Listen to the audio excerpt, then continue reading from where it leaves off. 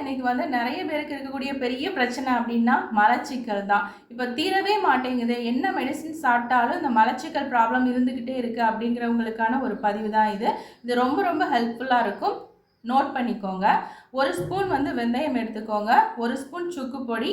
இதை நல்லா வந்து பேஸ்ட்டாக அரைச்சிருங்க. அரைச்சதுக்கு அப்புறமா ஒரு அரை ஸ்பூன் வெந்நீரோட இரவு தூங்குறதுக்கு முன்னாடி என்ன பண்ணுங்கன்னா நல்லா மிக்ஸ் பண்ணி ஒரு ஸ்பூன் தேன் கலந்து தொடர்ந்து குடிச்சிட்டு வாங்க. இப்படி பண்ணும்போது மார்னிங் வந்து உங்களுக்கு அந்த மோஷன் போகிறதுக்கு எந்த ஒரு சிரமமும் இருக்காது. இது என்ன பண்ணணும்னா அந்த குடல் இயக்கத்தை வந்து அதிகப்படுத்தி தேவையில்லாத கழிவுகளை உடம்புல இருந்து வெளியில் போகிறதுக்கு ஹெல்ப் பண்ணும். அது இல்லாமல் தினமும் வந்து ஒரு 2லிருந்து 3 லிட்டர் அளவுக்கு தண்ணீர் வந்து குடிங்க. நிறைய வந்து ஃபைபர் ஃபுட் எடுத்துக்கோங்க. ஃப்ரூட்ஸு, கீரைகள் இதெல்லாம் நீங்கள் சாப்பிட்டுட்டு வரும்போது இந்த பிரச்சனை வந்து நீங்கும். இரவு தூங்குறதுக்கு முன்னாடி ஒரு வாழைப்பழம் சாப்பிட்டுட்டு வந்தாலும் ரொம்ப பயனுள்ளதாக இருக்கும். நன்றி.